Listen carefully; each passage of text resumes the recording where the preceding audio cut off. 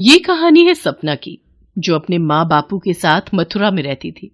सपना जब अपनी माँ आशा को भगवान कृष्ण की पूजा अर्चना करते देखती तो वो भी साथ में वैसे ही भाव से कृष्ण की पूजा करती। आशा जन्माष्टमी के त्योहार पर व्रत पूजन करती, भगवान कृष्ण के मंदिर जाती, मंदिर को सजाती। सपना छोटी प्यारी सी राधा बनकर जन्माष्टमी त्योहार पर राधा कृष्ण मंदिर में होने वाले कार्यक्रम में खूब नृत्य करती। सपना को नृत्य करता देख आशा और प्रकाश दोनों के चेहरे पर खुशी आ जाती थी। पर एक दिन हार्ट अटैक से आशा इस दुनिया को अलविदा कह गई। बापू, माँ कहाँ चली गई? मुझे उनकी बहुत याद आती है। प्रकाश, अपने आप को संभाल मेरे दोस्त। अभी तेरे ऊपर सपना की जिम्मेदारी है। तू मेरी बात मान, तू दूसरी शादी कर ले। इससे सपना को भी माँ का प्यार मिल जाएगा, वरना एक माँ के बिना एक बच्ची बिल्कुल अकेली हो जाएगी। सबके समझाने पर प्रकाश नीलम नाम की एक औरत से शादी कर लेता है। नीलम ने आते ही अपने रंग दिखाने शुरू कर दिए। प्रकाश के काम पर जाने के बाद नीलम सारा दिन खाली बैठी रहती थी और सपना घर के सारे काम करती थी। नीलम सपना को बहुत तंग करती थी। पूरे घर की साफ सफाई, बर्तन, कपड़े सब कुछ सपना ही करती थी। पर जैसे ही प्रकाश आता था, नीलम उसके सामने दिखावा करने लगती थी। सपना, मेरी बिटिया रानी, ये आज मैं तुझे अपने हाथों से खीर खिलाऊंगी। नीलम कितनी अच्छी है, सपना का कितना ख्याल रखती है। अब ये सब देखकर मुझे तसल्ली हो गई कि नीलम एक अच्छी माँ बनकर सपना की देखभाल करती है। प्रकाश बेफिक्र हो जाता है और अपने काम में लगा रहता है। नीलम की अपनी भी एक बेटी पैदा हो जाती है। नीलम सपना पर बहुत अत्याचार करती थी और अपनी बेटी का अच्छे से ख्याल रखती थी। सपना बहुत दुखी रहने लगी। सपना को नृत्य का शौक था, पर अब उसे सिखाने के लिए उसकी माँ नहीं थी। इसलिए सबके सो जाने के बाद वो चोरी छुपे नृत्य का अभ्यास करती थी। ऐसे ही वक्त बीता और सपना और उसकी बहन मेघा बड़ी हो गई। मेघा कॉलेज में पढ़ती थी। सपना तो बचपन से ही घर के कामों में रही, तो ज्यादा पढ़ लिख नहीं पाई। वो आज भी घर के काम ही कर रही थी। सपना, ओ सपना, कहाँ मर गई? कितनी देर से तुझे आवाज लगा रही हूँ। मेघा को अभी तक तूने दूध गर्म करके नहीं दिया, उसके कॉलेज जाने का टाइम हो रहा है। माँ, दूध खत्म हो गया था तो लेने गई थी, इसीलिए देर हो गई। तेरे बापू तो सुबह जाते हैं, रात को घर आते हैं और सारा दिन तुझ पर चिल्ला चिल्ला कर मेरा गला दर्द हो जाता है। तू न काम की न काज की, सारा दिन इधर उधर खाली घूमती रहती है। कल से मैले कपड़े पड़े हुए हैं, तेरे से अभी तक नहीं धुले। अभी धो देती हूँ माँ, 2 दिन बाद जन्माष्टमी उत्सव है, इसलिए कान्हा जी का मंदिर साफ कर रही थी। जितने मर्जी फालतू के काम करवा लो, वो करने के लिए तू हमेशा तैयार रहती है। मंदिर वगैरह बाद में करती रहना, पहले जो कहा है वो जाकर कर। नमस्ते बहन जी। प्रकाश भाई साहब नजर नहीं आ रहे? नमस्ते भाई साहब, वो दुकान के काम से बाहर गए हैं और रात तक ही लौटेंगे। कुछ काम था तो मुझे बता दीजिए। बहन जी, इस बार राधा कृष्ण मंदिर में जन्माष्टमी का एक बहुत बड़ा समारोह होने वाला है, जिसमें एक नृत्य नाटिका की प्रतियोगिता का भी आयोजन हो रहा है। इस शहर के जाने माने रईस सेठ लक्ष्मीकांत जी का बेटा भी इस नृत्य नाटिका में भाग लेने वाला है। हमने सोचा प्रकाश भाई साहब तो मंदिर के बहुत पुराने सेवक हैं, तो उन्हें अलग से ही न्योता दे आते हैं, और फिर आप दोनों की बेटियां भी इस प्रतियोगिता में भाग लेंगी तो बड़े सौभाग्य की बात होगी। सपना बिटिया तो जब छोटी थी तब भी वो राधा बनकर मंदिर में बहुत ही सुंदर नृत्य करती थी। सेठ लक्ष्मीकांत का बेटा, वो तो देखने में बहुत ही सुंदर है, और मैंने तो सुना है लक्ष्मीकांत जी अपने बेटे के लिए अच्छी लड़की ढूंढ रहे हैं। अगर मेरी मेघा की बात चल जाए तो इतने बड़े घर से रिश्ता जुड़ने से हमारी तो किस्मत ही पलट जाएगी। मैं भी देखती हूँ ये सपना की बच्ची नृत्य में कैसे भाग लेती है। अगर नृत्य में कोई भाग लेगा तो वो मेरी मेघा होगी। नृत्य प्रतियोगिता की बात को सुनकर सपना बहुत खुश होती है। वो तो बचपन से ही भगवान कृष्ण के मंदिर में नृत्य करती थी और इस बार तो उसे बहुत बड़ा मौका मिल रहा था। पर नीलम भी बहुत चालाक थी। वो जानबूझकर सपना के पैर पर गर्म चाय गिरा देती है। सपना का पैर बुरी तरह जल जाता है। मेरा पैर! अरे अरे अरे अरे, ये मैंने क्या कर दिया? पता नहीं ये चाय तुम्हारे पैर पर कैसे गिर गई, मैं तो समझ ही नहीं पा रही। चिंता मत कर बेटी, मैं अभी डॉक्टर को बुलाकर लाता हूँ। अब क्या होगा माँ? अब तो सपना नृत्य प्रतियोगिता में भी भाग नहीं ले पाएगी। डॉक्टर सपना का पैर देखता है। उसके पैर में बुरी तरह छाले पड़ गए थे और वो चल भी नहीं पा रही थी। डॉक्टर उसको पूरी तरह से आराम करने के लिए बोलता है। सपना का मन पूरी तरह से टूट चुका था। वो बचपन से ही इतने दुख देख रही थी। वो जन्माष्टमी उत्सव में नृत्य करना चाहती थी, पर उसकी इच्छा मन में ही रह गई। सब लोग जन्माष्टमी उत्सव के लिए मंदिर चले जाते हैं। सपना घर पर बिल्कुल अकेली थी। उसके पैर में बहुत दर्द था और वो रो रो कर अपनी माँ आशा को याद कर रही थी। माँ, आज तुम होती तो मेरे साथ ऐसा कुछ नहीं होता। जब तुम थी तो मैं राधा बनकर मंदिर में कितना नृत्य करती थी, जन्माष्टमी का त्योहार मनाती थी। पर आज मेरी इच्छा मन में ही रह गई। माँ, तुम क्यों चली गई? क्यों चली गई तुम? सपना रोने लगती है। तभी उसके सामने एक चमकदार रोशनी फैल जाती है और उसे अपने सामने अपनी माँ की आत्मा दिखाई देती है। सपना, मेरी बच्ची, तू चिंता क्यों करती है? मेरी बेटी भगवान कृष्ण का जन्माष्टमी उत्सव भी मनाएगी और नृत्य प्रतियोगिता में भी भाग लेगी। ला, मुझे अपना पैर दिखा। ये देखो माँ, मेरा पैर कितना जल गया। सपना अपना पैर आगे करती है और आशा की आत्मा उसके पैर पर हाथ फेरती है। अचानक एक जादू होता है और सपना का पैर बिल्कुल ठीक हो जाता है। माँ, मेरा पैर तो बिल्कुल ठीक हो गया माँ। हाँ मेरी बच्ची, अब तू जल्दी से तैयार हो जा और नृत्य प्रतियोगिता में भाग ले। कुछ ही देर में उत्सव शुरू होने वाला है। पर माँ, मेरे पास तो कोई भी अच्छी पोशाक नहीं है। अपनी बेटी को मैं तैयार करूंगी। अपनी आंखें बंद कर। देखते ही देखते सपना एक बहुत ही सुंदर लहंगा, चोली और ओढ़नी की पोशाक में आ जाती है। सपना बहुत प्यारी लग रही थी। वो अपनी माँ से गले लगती है और आशा की आत्मा गायब हो जाती है। सपना तेजी से भागकर मंदिर में पहुंचती है। कृष्ण जन्माष्टमी के भजनों से मंदिर गूंज रहा था। सपना स्टेज पर जाती है और सबके साथ कृष्ण भक्ति में लीन नृत्य करने लगती है। सब लोग उसका अद्भुत नृत्य देखकर हैरान रह जाते हैं। सेठ लक्ष्मीकांत का बेटा मृदुल, जो कि कृष्ण रूप में वहाँ पर सबके साथ नृत्य कर रहा था, वो सपना के रूप, रंग और नृत्य पर मोहित हो जाता है। नीलम और मेघा ये सब देखकर जल भून जाती हैं। इसका पैर कैसे ठीक हुआ और ये इतनी सुंदर तैयार कैसे हो गई? हमारी बेटी कितनी सुंदर लग रही है, मेरी बच्ची, मेरी सपना। सब लोग सपना के लिए ढेरों तालियां बजाते हैं। मृदुल तो अपना मन ही उसे दे बैठा था। सब लोग मिलकर कृष्ण जन्माष्टमी का उत्सव मनाते हैं। सेठ लक्ष्मीकांत को सपना बहुत पसंद आती है। मृदुल के कहने पर लक्ष्मीकांत सपना के साथ उसका रिश्ता जोड़ देते हैं और कुछ दिनों बाद भगवान कृष्ण की कृपा से सपना और मृदुल की शादी हो जाती है। कहते हैं ना, बुरा करने वाला भले ही कितना बुरा करे, पर भगवान अच्छे लोगों का साथ हमेशा देते हैं। इसीलिए उन्होंने आशा को अपनी बेटी की मदद के लिए भेज दिया था। अपनी बेटी के जीवन में खुशियां देखकर आशा की आत्मा भी मुस्कुरा रही थी। जन्माष्टमी का त्योहार आ रहा था। सभी लोग इसकी तैयारियों में जुटे हुए थे। अपने नन्हे कान्हा के लिए सभी कुछ न कुछ खरीद रहे थे, लेकिन छोटी सी शिवानी और उसकी माँ अंबिका पर तो मुसीबतों का पहाड़ टूट पड़ा था। कुछ महीनों पहले तक जिस घर में खुशियाँ बसती थी, अब उस घर से खुशियाँ रूठ गई थी। अंबिका का तो ईश्वर पर से विश्वास ही उठ गया था, लेकिन नन्ही शिवानी को लगता था कि अगर कोई कुछ बदल सकता है तो वो उसके कान्हा है।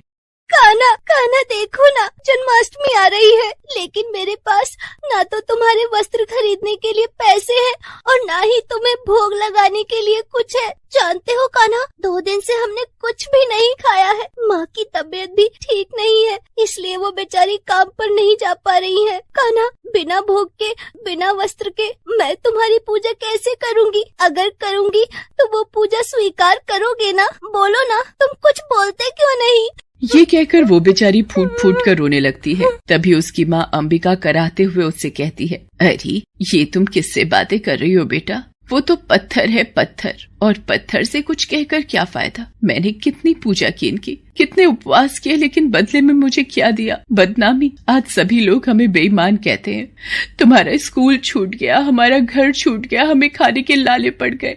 लोग पीठ पीछे हमें चोर बुलाते हैं। अगर कान्हा की भक्ति से यही मिलता है तो मुझे नहीं करनी भक्ति। तू भी मत कर। ऐसा मत कहो माँ, ऐसा मत कहो। वो सब ठीक कर देंगे। जैसे मेरे कान्हा ने जेल तोड़कर जन्म लिया था, वैसे ही हमारे जीवन में चमत्कार होगा माँ, जरूर होगा।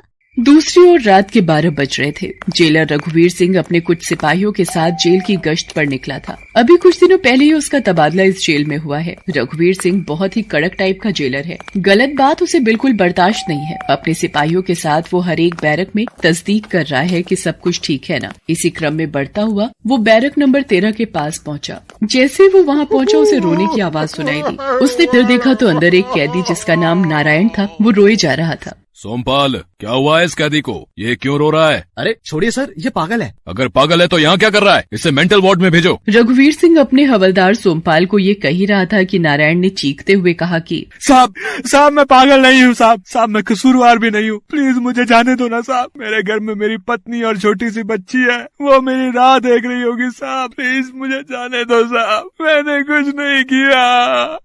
नारायण की बात सुनकर जेलर रघुवीर सिंह को पता नहीं उस पर दया क्यों आ गई। उसने बैरक का दरवाजा खुलवाया। जैसे ही वो अंदर गया उसका पांव एक थाली से टकरा गया। उस थाली में जेल द्वारा दिया जाने वाला खाना था। अरे क्या बात है, तुमने खाना भी नहीं खाया? नारायण कुछ बोलता उससे पहले हवलदार सोमपाल ने बीच में ही बोला, सर मैंने कहा ना ये पागल है। ये हमेशा ऐसा ही करता है। पिछले 10 महीने से मैं ऐसे देख रहा हूँ। जानते हैं सर, कभी कभी तो ये 3-3 दिन तक कुछ नहीं खाता, कभी एक टाइम खाता है। इससे कुछ कहो तो बोलता है कि मुझे छोड़ दो, मुझे घर जाने दो, मेरी पत्नी मेरी बच्ची भूखी होगी। सोमपाल की बात सुनकर नारायण फिर से रोने लगा। साहब मैं इन लोगों से कह कर थक गया हूँ, लेकिन ये मेरी बात नहीं मानते। मैं पागल नहीं हूँ साहब, मैंने कोई भी गुनाह नहीं किया है। मुझे छोड़ दीजिए ना, मुझे छोड़ दीजिए। रघुवीर सिंह ने उसे कुछ नहीं कहा। वो उसकी बैरक से बाहर निकल आया और सीधा अपने ऑफिस गया और नारायण की फाइल पढ़ने लगा। नारायण एक सरकारी ऑफिस में बहुत ही अहम पद पर काम करता था। सरकारी कामों की कई सारे टेंडर उसी की देखरेख में पास होते थे। नारायण बहुत ही ईमानदार आदमी था। उसे जरा भी बेईमानी पसंद नहीं थी। एक दिन की बात है, वो अपने दफ्तर में एक टेंडर की फाइल चेक कर रहा था। तभी शहर का एक बड़ा बिल्डर त्रिपाठी उसकी टेबल के पास आया और पान चबाते चबाते बोला कि नमस्कार नारायण जी, अरे कैसे हैं आप ध्यान नहीं दे रहे हम पर, कुछ गलती वलती हो गई क्या हमसे? नारायण ने जैसे ही त्रिपाठी को देखा तो उसका मूड ऑफ हो गया। तुम फिर से आ गए। तुम्हें कितनी बार कहा कि यहाँ आने की जरूरत नहीं है। अरे कंट्रोल नारायण जी, आप क्यों अपना ब्लड प्रेशर बढ़ा रहे हैं? कभी आपको कुछ हो गया तो भाभी जी और आप छोटी सी बिटिया का क्या होगा? त्रिपाठी के मुंह से अपनी पत्नी और बेटी के बारे में सुनकर नारायण को और गुस्सा आ गया। उसने त्रिपाठी को डांटते हुए कहा, तुम्हें कोई जरूरत नहीं है मेरी बीवी और मेरी बेटी की चिंता करने की। अभी मैं जिंदा हूँ उनके लिए। नारायण जी, हम भी वही चाहते हैं कि आप जिंदा रहें, लेकिन अगर आप हमारा कहा नहीं मानते और हमारा टेंडर नहीं पास करते तो क्या पता कल क्या हो। तुम मुझे डरा रहे हो? मुझे, नारायण को? मेरी जान चली जाएगी, लेकिन मैं कोई गलत काम नहीं करूंगा। ज्यादा भावुक मत होइए और अपनी कीमत बताइए। मैंने कितनी बार कहा कि मैं बिकाऊ नहीं हूँ। अरे साहब, यहाँ सब बिकते हैं, बस उनकी सही कीमत उनको मिलनी चाहिए। आपसे पहले भी कितने अफसर आए और शुरू में ईमानदारी का नाटक किया, लेकिन नोटों से भरे बैग के आगे वो उसी तरह नाचने लगे जैसे बीन के आगे सांप नाचता है। नारायण झुकने वालों में से नहीं था। उसने त्रिपाठी की एक नहीं सुनी और उसे बाहर निकाल दिया। लेकिन त्रिपाठी कच्चा खिलाड़ी नहीं था। उसने नारायण को तोड़ने के लिए दूसरा दिमाग लगाया, जिसमें नारायण के ऑफिस वालों ने भी उसका साथ दिया। 2 दिन बाद जब नारायण शाम को ऑफिस से निकलकर नीचे अपनी बाइक स्टार्ट कर रहा था तो कुछ लोग उसके पास आए। आप नारायण है ना? जी मैं नारायण हूँ। हमें आपकी बाइक की डिक्की की तलाशी लेनी है। मेरी बाइक की डिक्की की तलाशी? लेकिन क्यों? और आप लोग हैं कौन? उसके बाद उन लोगों में से एक ने अपनी आइडेंटिटी कार्ड उसे दिखाते हुए कहा कि हम एंटी करप्शन ब्यूरो से हैं। आपके खिलाफ बेईमानी की शिकायत मिली है। मैं और बेईमानी? क्या बात कर रहे हैं सर? ठीक है, अभी दूध का दूध और पानी का पानी हो जाएगा। उसके बाद उन अफसरों ने उसकी डिक्की का ताला खोला। ताला खोलते ही वो अफसर और नारायण सभी शॉक्ड रह गए। उसकी डिक्की में कहने को तो मिठाइयों के डिब्बे थे, लेकिन उनमें नोट ही नोट भरे थे। उन अफसरों ने उन नोटों के नंबर को नोट किया और अपने साथियों से कहा कि ये वही नोट हैं, इनमें हमारे द्वारा लगाए गए निशान हैं। सर ये आप क्या कह रहे हैं और किस निशान की बात आप कर रहे हैं? आप ज्यादा भोले मत बनिए नारायण जी, आपका भांडा फूट गया है। आप एक नंबर के घूसखोर हैं, ये बात साबित हो चुकी है। नारायण को कुछ समझ नहीं आ रहा था कि ये क्या हो रहा है। ये नोट कहाँ से आए, किसने उसकी डिक्की में डाले। वो बेचारा मैं बेकसूर हूँ कहता रहा, लेकिन नारायण को जेल हो गई। अगले दिन के हर न्यूज़पेपर और टीवी पर उसके घूस लेने की खबर छपी थी। अंबिका और शिवानी दोनों का रो रो कर बुरा हाल था। वो नारायण से मिलने जेल पहुँचे। ये क्या हो गया जी, ये क्या हो गया? धीरज रखो अंबिका, सब ठीक हो जाएगा। पापा, आपको इन्होंने जेल में क्यों बंद कर दिया? पापा, बाहर लोग कहते हैं आपने घूस लिया है, आप चोर हैं। तुम्हें क्या लगता है बेटी, क्या तुम्हारा पापा चोर है? क्या वो घूसखोर है? शिवानी ने कुछ नहीं कहा, लेकिन उसके आंसुओं ने सब उत्तर दे दिया कि उसे पता है कि उसके पिता चोर नहीं है। नारायण ने अपनी पत्नी को अपने सिर की कसम देते हुए कहा कि जब तक वो छूट न जाए दोबारा जेल में उससे मिलने न आए, क्योंकि उसे लगा था कि उसकी बेटी को अपने पापा को जेल के अंदर देखकर बहुत दुख हुआ है। अंबिका ने नारायण को जेल से छुड़वाने की बहुत कोशिश की, लेकिन वो सफल नहीं हुई। वकीलों को फीस देते देते सारी जमा पूंजी खत्म हो गई। कुछ लोग बातें कर रहे हैं, क्या दिन आ गए अब हमारे, हमें चोरों और बेईमानों के पड़ोस में रहना पड़ रहा है। इसका पति नाटक तो ऐसा करता था कि दुनिया का सबसे बड़ा ईमानदार वही है, बेशर्म कहेंगा। शिवानी को भी उसके स्कूल से निकाल दिया गया। एक दिन मकान मालिक ने भी उन्हें घर से निकाल दिया। बुरे हालात में अंबिका को एक झुग्गी में रहना पड़ा और दूसरों के घरों में झाड़ू पोछे का काम करना पड़ा। जेलर रघुवीर सिंह ने नारायण की फाइल पढ़ी तो पता नहीं उस फाइल को पढ़कर और नारायण की बातों को सुनकर उसे ऐसा क्यों लगा कि वो बेकसूर है। कानून कहता है कि एक बेकसूर को सजा मिलना सबसे बड़ा गुनाह है। मुझे नारायण की मदद करनी होगी। उसने उसके परिवार का पता लगाया। जब उसे ये पता लगा कि वो बहुत ही गरीबी में किसी झुग्गी में अपने दिन काट रहे हैं, तो उसे यकीन हो गया कि नारायण बेकसूर है। रघुवीर सिंह ने अपने स्तर पर अपने इंस्पेक्टर दोस्त के साथ इस मामले की सारी तहकीकात शुरू की। धीरे धीरे सब कुछ साफ हो गया कि कैसे त्रिपाठी ने ये जाल बुना था और नारायण के ऑफिस के लोगों को मिलाकर उसे झूठे इल्जाम में फंसा दिया था। सारे सबूत इकट्ठा कर और उसके नाम का वारंट लेकर वो त्रिपाठी के घर पहुंचा। अरे सर, आपको गलतफहमी हो रही है। मैं तो ईमानदार बिल्डर हूँ। भला नारायण को फंसाकर मुझे क्या मिलेगा? बेईमानी का लाइसेंस मिलेगा तुझे, जो तू इतने दिनों से पैसों के बल पर कर रहा है। और इसका पता नारायण के ऑफिस के स्टाफ ने मुझे दे दिया है। उन लोगों ने जेल जाने के डर से तुम्हारी सारी पोल खोल दी है। और हाँ, तेरी सारी बनाई इमारतों की शिकायतें आनी शुरू हो गई हैं कि कैसे तूने एक के 4 पैसे लगाए हैं उनमें और कमजोर बिल्डिंगें, पुल और फ्लाईओवर बनाए हैं। रघुवीर जी, जब आपको सब पता लग ही गया है तो मामले को यहीं दबाइए ना। बोलिए, कितनी कीमत है आपकी? त्रिपाठी की बात सुनकर रघुवीर सिंह ने उसे एक तमाचा खींचकर मारा और उसे जेल भेज दिया। आज जन्माष्टमी का दिन है। शिवानी अपने कान्हा की मूर्ति को देख रही है और अंबिका चुपचाप लेटी है। तभी उसके दरवाजे पर दस्तक होती है। शिवानी दरवाजा खोलती है। दरवाजे पर उसके पिता नारायण थे और अपनी माँ को आवाज लगाते हुए कहती है कि पापा आ गए। मैं कहती थी ना, कान्हा चमत्कार करेंगे। देखो, पापा आ गए। अंबिका भागती हुई बाहर आई। बाहर अपने पति को देख उसकी आंखों में आंसू आ गए। नारायण ने उसे बताया कि कैसे इंस्पेक्टर रघुवीर सिंह ने उसकी मदद की है। दोनों माँ बेटी रोते हुए रघुवीर सिंह के पैरों में गिर गए। देखिए, आप लोग रोइए मत। अब तो आपके आंसू के दिन खत्म हो गए। आपकी बेटी ने सही कहा, कान्हा चमत्कार करते हैं। देखिए, चमत्कार हो गया। कोर्ट ने न सिर्फ आपके पति को बाइज्जत बरी किया है, बल्कि इनकी नौकरी भी वापस की है। कान्हा पर शिवानी का विश्वास रंग लाया। जन्माष्टमी पर कान्हा ने उस घर की खुशियाँ फिर से वापस कर दी। बोलो, हाथी घोड़ा पाल की जय, कन्हैया लाल की।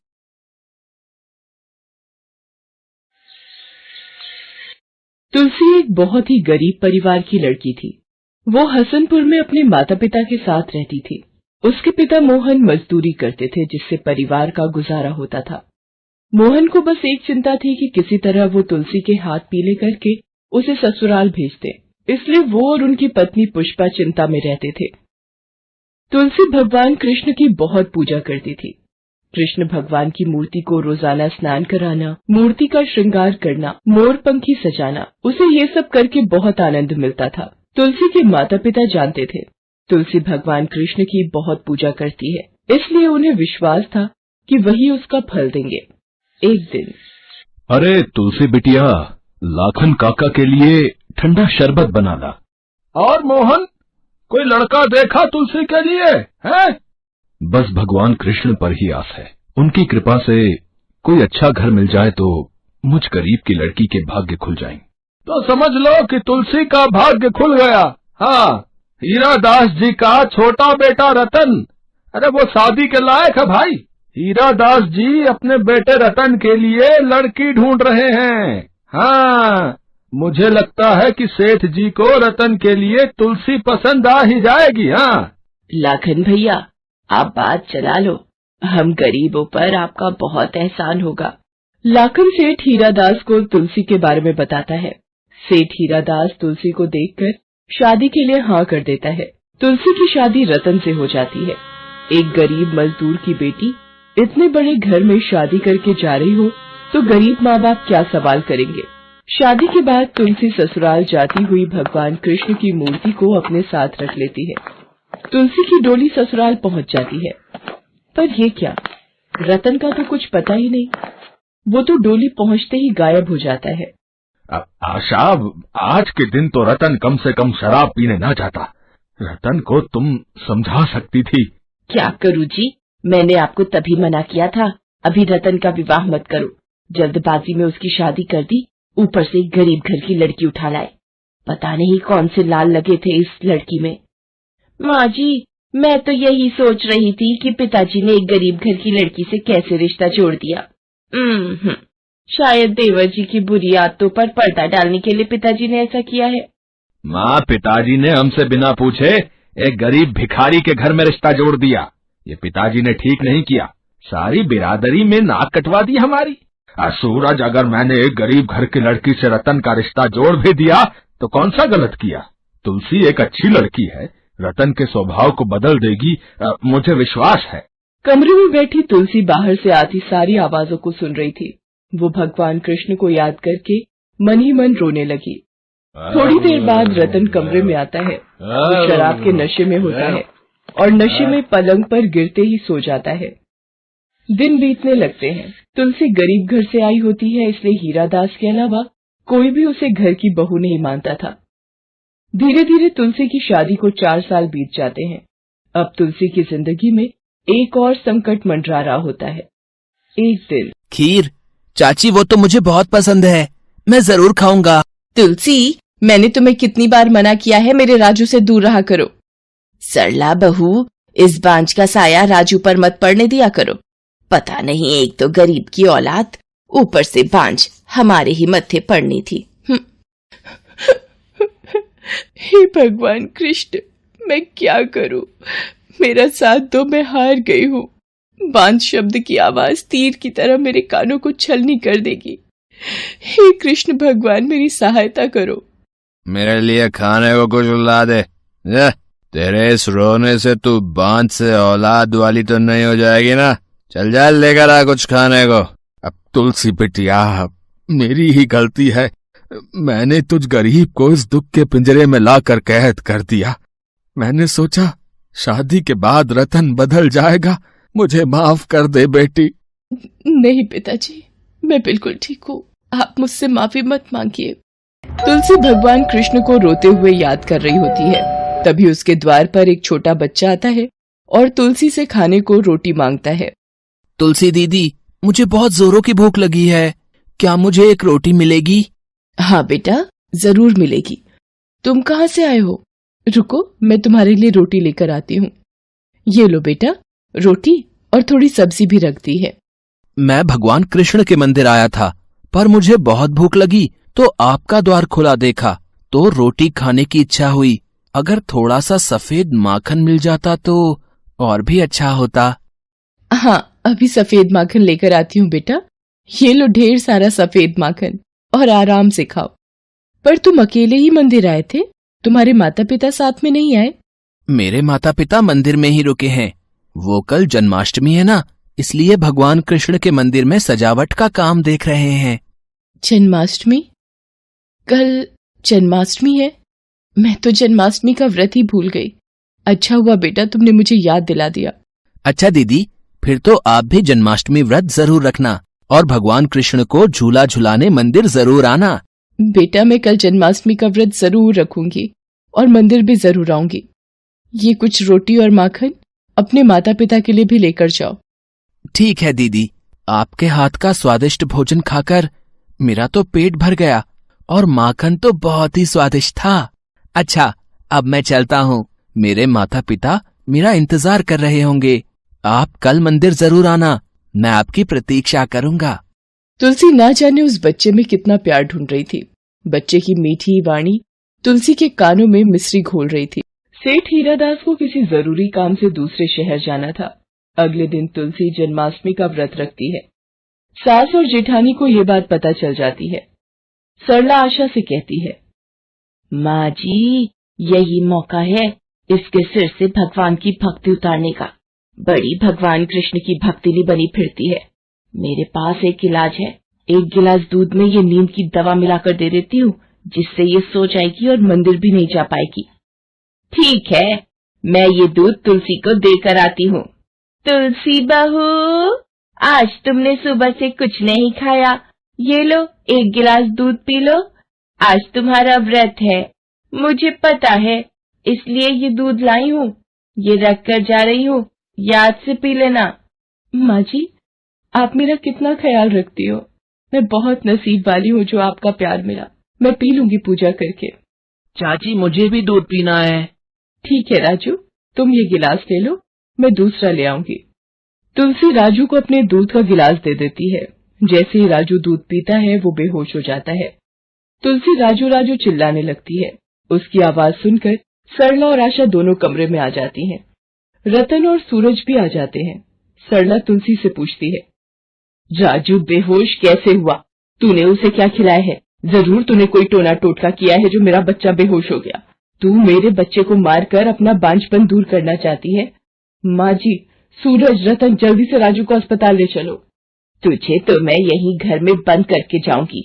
देखती हूँ तू कैसे मंदिर जाती है। तूने हमारे राजू को मारने की कोशिश की है। सब लोग तुलसी को घर में बंद करके चले जाते हैं।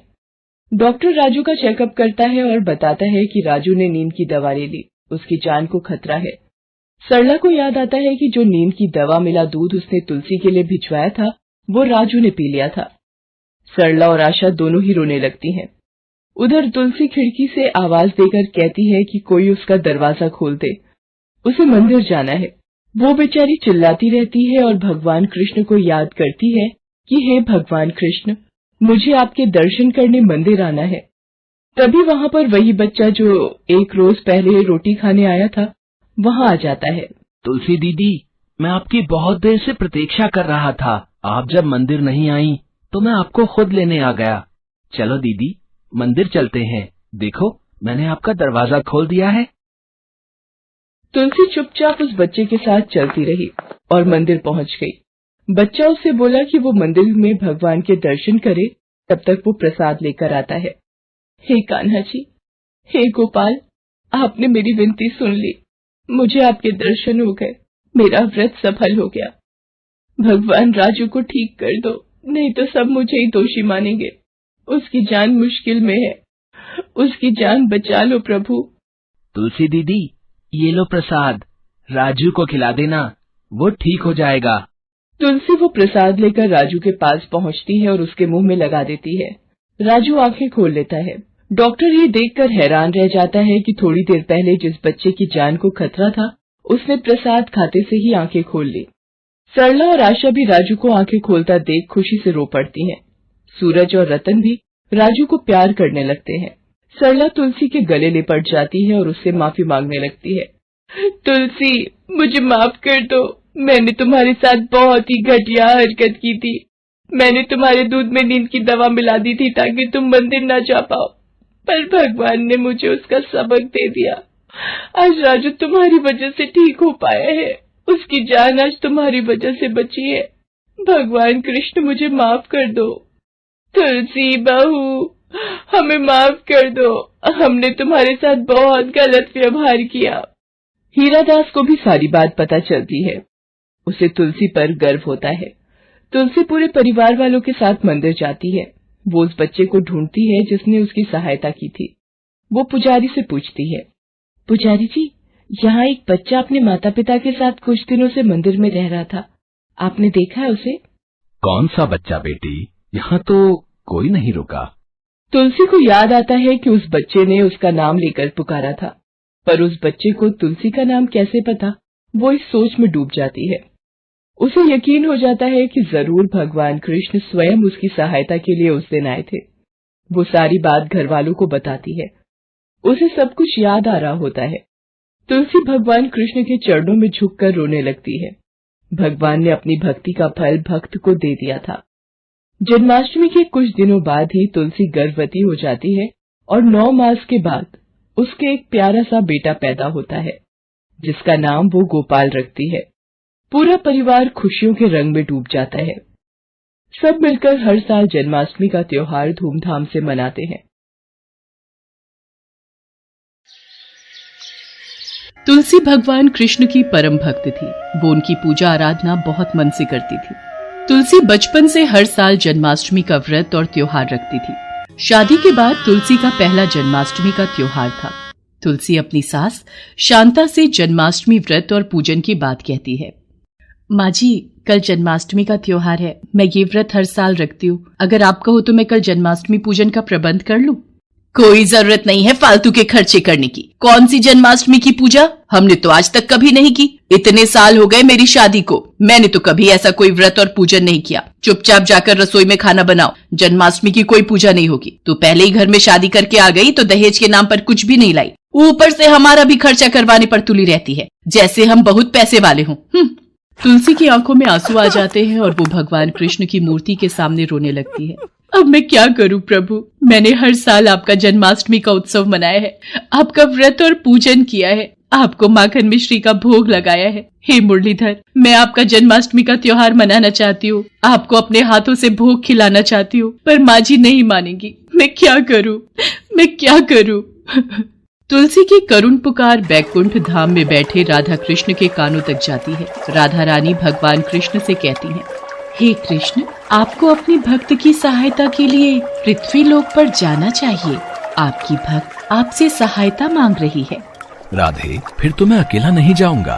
कल मेरा जन्म दिवस है। मेरे साथ स्वयं तुम, रुक्मणी, सत्यभामा, सुदामा और मेरे बाकी सखा भी जाएंगे। ठीक है मोहन, अगर आपकी ऐसी इच्छा है तो मैं अभी सबको बुला लेती हूँ। सुदामा, तुम्हारा लीला धरने का समय आ गया है। तुम तुलसी के द्वार पर जाओ और तुम्हें पता है कि तुम्हें वहाँ क्या करना है।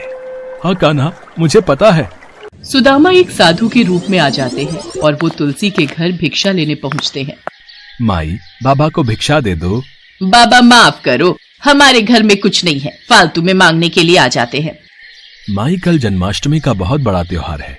दान पुण्य करने से व्यक्ति को अपार सुखों की प्राप्ति होती है। कैसी बातें कर रहे हो बाबा, मैंने तो आज तक नहीं देखा कि किसी को दान पुण्य करने से सुख की प्राप्ति हो। हम तो आज भी वही 2 सूखी रोटी खा रहे हैं। यदि तुम चाहती हो कि तुम धनवान हो जाओ तो उसके लिए तुम्हें मेरी एक बात माननी होगी। है? ऐसी कौन सी बात है जिसे पूरा करने से मेरे पास धन दौलत आ जाएगी? देखो माई, कल कृष्णा का जन्म दिवस है, यानी कि जन्माष्टमी। कल सुबह उठकर तुम पूरे प्रेम भाव से उनके मंदिर और झूले को सजाना, उनकी पूजा की तैयारी करना, माखन मिश्री का भोग लगाना और छोटे छोटे बच्चों को घर बुलाकर भोजन करवाना। उसके बाद तुम्हारे घर में सभी प्रकार के सुख आ जाएंगे जिनकी तुम कामना करती हो।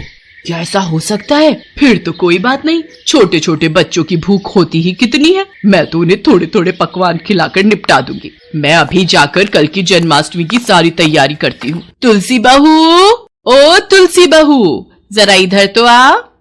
साधु रूप में सुदामा मंद मंद मुस्कुराते हुए वहाँ से चले जाते हैं। तुलसी बहू, कल जन्माष्टमी के लिए जो भी सामान चाहिए वो मुझे बता दो। तुम्हें तो सब पता है कि कल की पूजा में क्या क्या चाहिए होता है। बाकी मैं कुछ छोटे बच्चों को घर पर भोजन का न्योता दे रही हूँ, हमें उनके लिए भी पूरी पकवान बनाने हैं। अब बच्चों को खिलाने में ज्यादा पैसे नहीं लगेंगे, थोड़ा थोड़ा भोजन खिला देंगे।